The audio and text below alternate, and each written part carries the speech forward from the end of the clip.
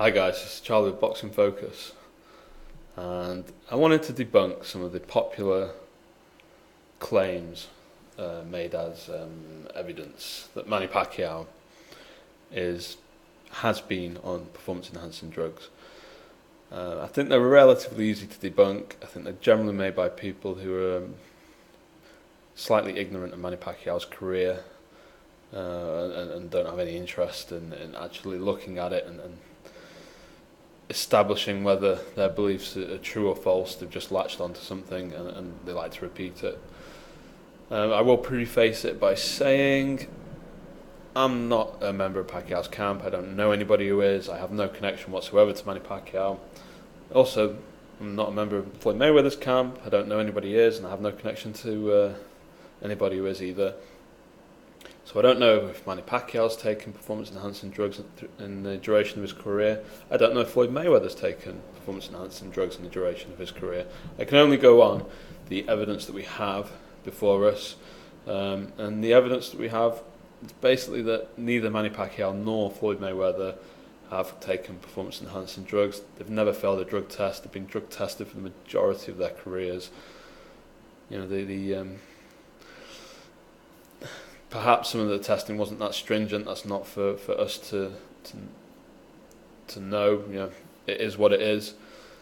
But especially recently, they've both been pretty stringently drug tested, and there's no hint of a failure. Neither of them have had known steroid dealers in their camps or anything like that. Yeah, none of them have been particularly connected to anybody who was being convicted of or been a witness in big cases regarding high-level steroids, you know, the ones that are difficult to detect, which is, you know, could not be said of Juan Manuel Marquez, who had Mimo, the guy who gave a testimony in the Balco case, basically in exchange for not being prosecuted, because he was one of the chief dealers of the drugs that Balco were producing.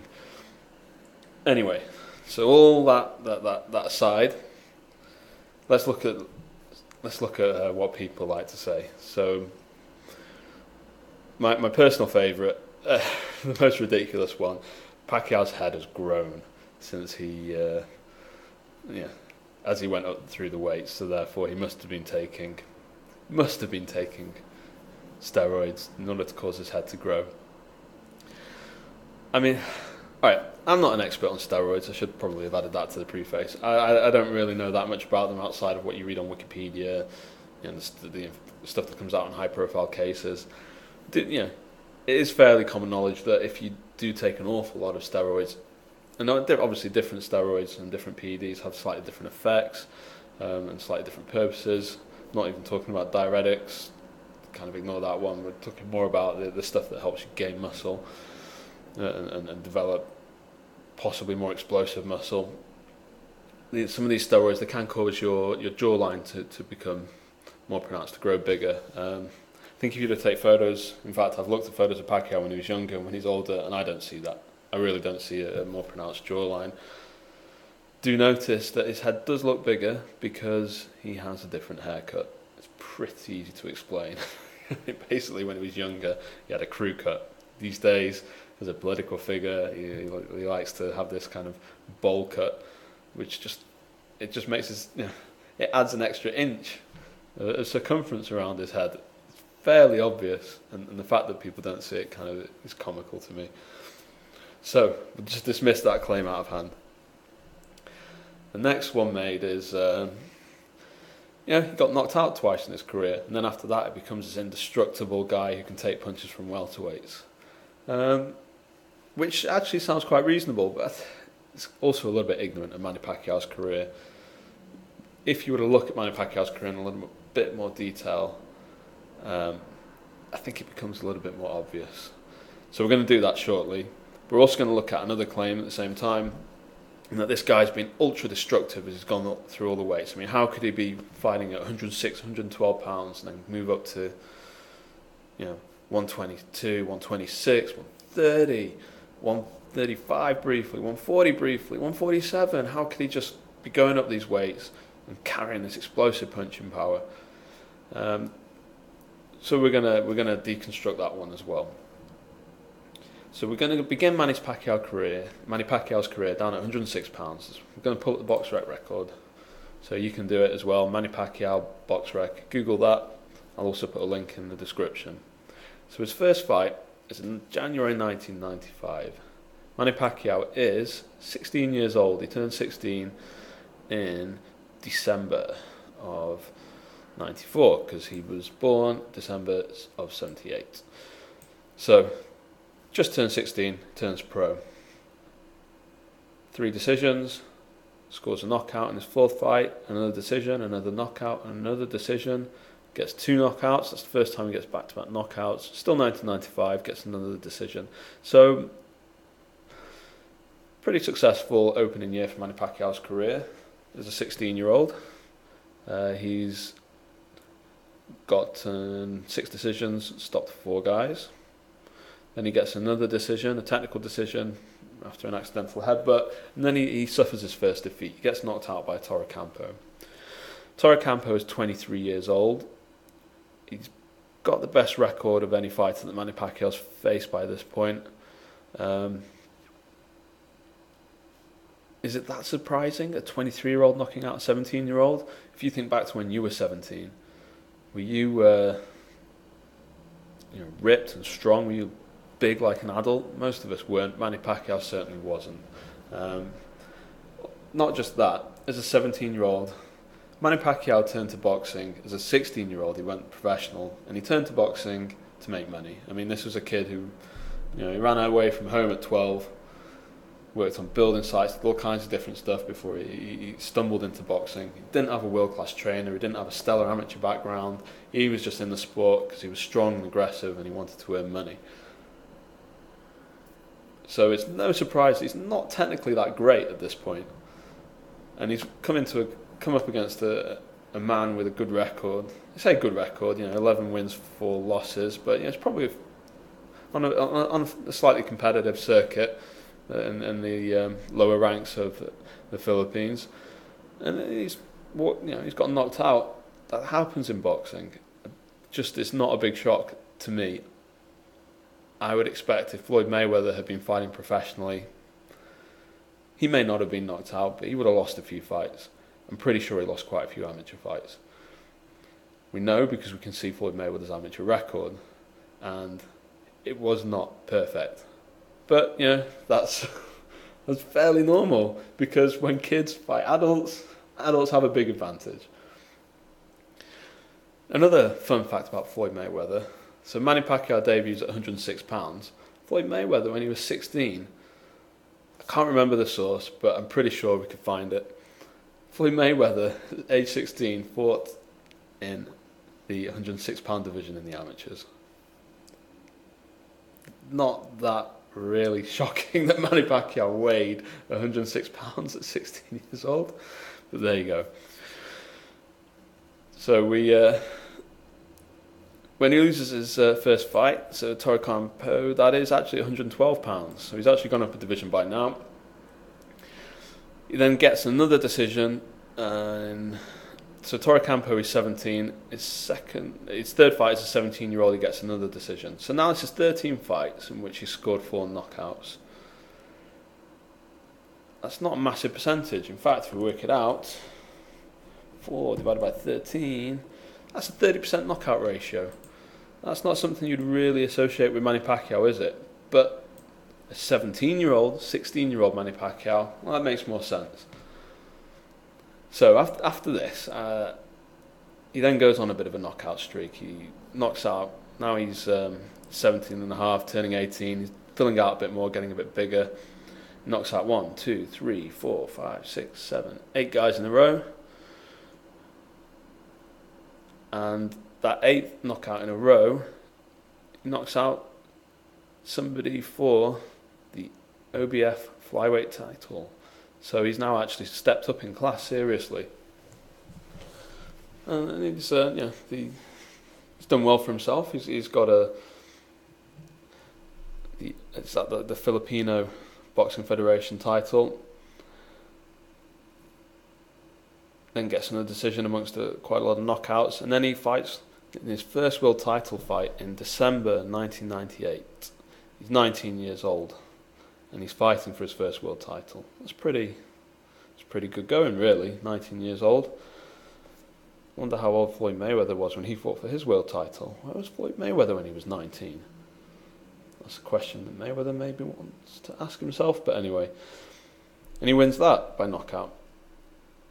And he scores another couple of knockouts.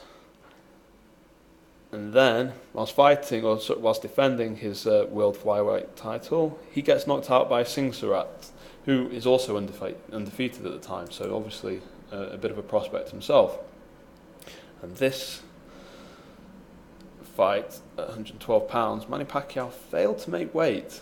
He weighs in at 113 pounds. So he's obviously severely weight cutting by this point. He gets knocked out, 19 years old, loses his title. His next fight after Singh Surat is at, let's have a look at boxrec, Manny Pacquiao fights at 122 pounds. He's gone up 2 weight divisions, or is that 3? That's 3 at that weight. He's gone up 3 weight divisions because he must have been cutting an awful lot of weight in order to make that. I mean, really, if that loss wasn't attributable to weight cutting and the fact that he was only 19, no, sorry, he's 20 at this point, almost 21. Yeah, I don't know. I just don't find it that shocking. This is a kid who's basically learning as he goes in his professional career. He still doesn't have a world-class trainer by this point. He's still fighting in the Philippines primarily, although that loss was in Thailand. I mean, like I said, had a couple of fights in Japan as well by this point. He doesn't have boxing royalty in his corner. He hasn't grown up with guys who are world-class boxing trainers like Floyd Mayweather did. I just struggle to find it shocking that a guy who's cutting weight quite severely doesn't have world-class trainers. I don't find it shocking, rather, that he might walk into a knockout punch on occasion. So he's now been knocked out twice, and he's a super aggressive fighter. Don't forget, it's much easier to walk onto a punch if you're coming forward. And he's now knocked out a much higher percentage of his opponent by this point as well, so he's obviously being very, very aggressive in the ring. And this loss marks the beginning of a tremendous run, because he moves up to 122, and he now knocks out everybody on the way, apart from a technical decision draw against a very dirty fighter, a very horrendous fight if you watch it on YouTube, against a guy who was not intent on actually competing fairly and should have been disqualified. Apart from that, he knocks out everybody until he fights Juan Manuel Marquez.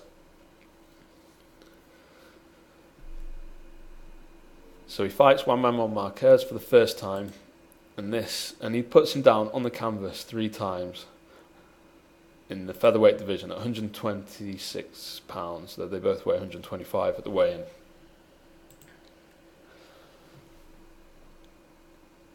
And after this, he then knocks out another guy, and then he loses a decision to Eric Morales.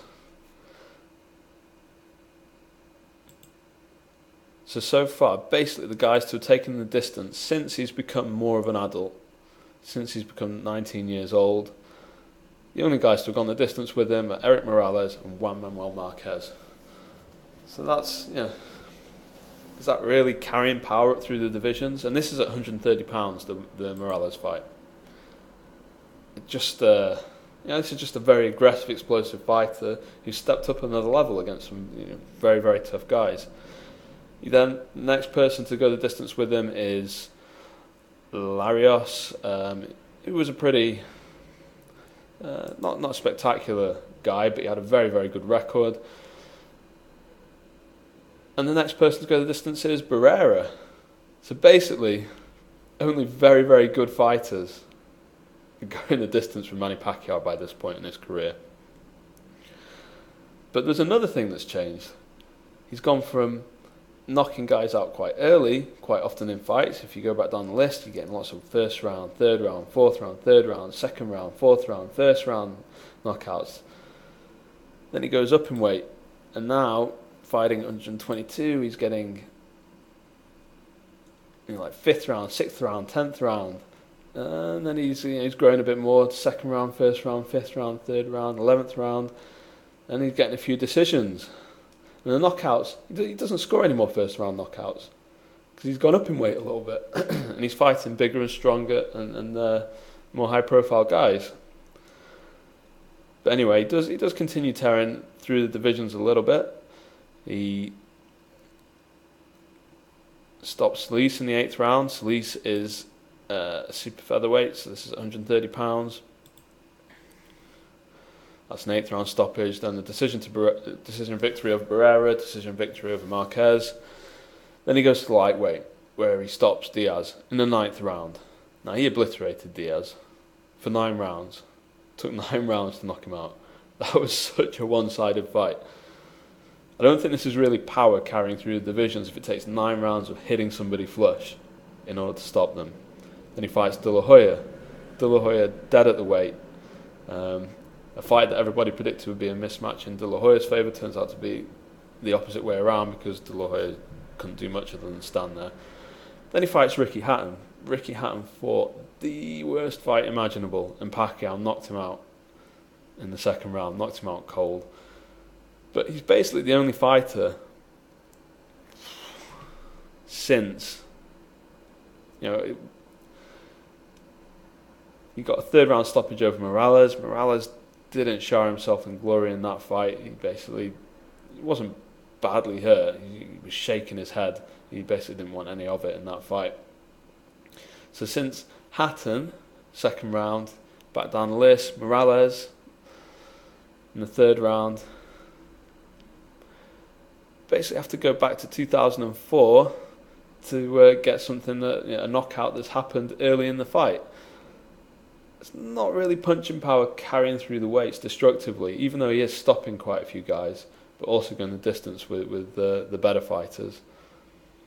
And then after Hatton, so he knocks Hatton out in the 2nd round, Miguel Cotto. That was an impressive victory for Pacquiao. Cotto was trying to win that fight. He was giving it his all. But Pacquiao, don't forget, Pacquiao's been getting stronger as the years have gone on and he's trained more and he's had to cut weight less. Pacquiao stops cutting weight properly when he gets to welterweight. At welterweight, Pacquiao basically doesn't have to cut weight at all. Doesn't really have to cut down on water in the last week, doesn't have to change his diet. Just has to make sure that he's probably not eaten a meal before he goes to the weigh-in. And then he makes weight. And he walks into the ring at, I think, anything between 144 to 148 pounds. At welterweight, once he arrives there, after stopping Cotto, that's the last time he stopped somebody at welterweight. You've got a decision against Clottey, a decision against Margarita, a decision against Mosley, a decision against Marquez, a controversial decision lost to Bradley. The next fight where he actually looked like knocking somebody out, but he walks onto a knockout, the knockout lost to Marquez. Then a decision to Rios and a decision to Bradley, a decision win over Bradley, and then a decision win over Algieri. So by this point, he's now too small to knock people out in the division unless they fight quite aggressively like Cotto did, or quite aggressively and recklessly and not very well like Ricky Hatton did. And Ricky Hatton was at 140, don't forget. So punching power carrying through the weights? Not really. He's always had punching power as he's grown. As he grew from a 17-year-old to an 18-year-old to a 19-year-old to a 20-year-old. Yeah, he had punching power, but he was also growing and getting stronger and filling out. But then, as he's gone up through the weights and he stopped cutting weight, his knockout percentage comes down, and then he stops knocking people out.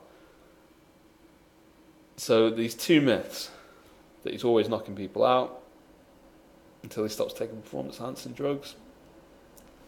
Doesn't really, match up with his actual progression through the sport, and that he gets knocked out and then he becomes indestructible. Well, he just became a better boxer. If you're sharing the ring with world-class fighters, you become a much better fighter yourself. Pacquiao doesn't take that many clean shots on the jaw. In fact, there was a really interesting fight. If you go all the way back to 2003, he went back to the Philippines and fought Yeshmagambetov. It's an absolute tongue twister. And he gets dropped in the 4th round in this fight. And the fight's on YouTube. And he's badly hurt. This is one of the few times we've seen Pacquiao badly hurt in his career. He's circling away. He's not throwing punches for a good minute or two. But the guy isn't good enough to actually finish the job. And it's quite an interesting knockdown because it's very, very similar to the way he knocks down Marquez in the second fight. Almost identical, apart from Pacquiao's on the receiving end instead of on the throwing end of this one. And then he comes back and knocks the guy out in the next round. But it shows that if you clip him on the jaw, Pacquiao does get hurt. But then you think, throughout his career, how many fighters have caught Pacquiao clean on the jaw? If you watch the highlights from his fights, he gets caught with a lot of punches on the side of the head. It's because he's learned to keep his chin down, and he's moving his head quite a lot. And he's got quite good form, despite the fact that he's very unorthodox. The way he moves, he keeps his shoulder shape nice and tight.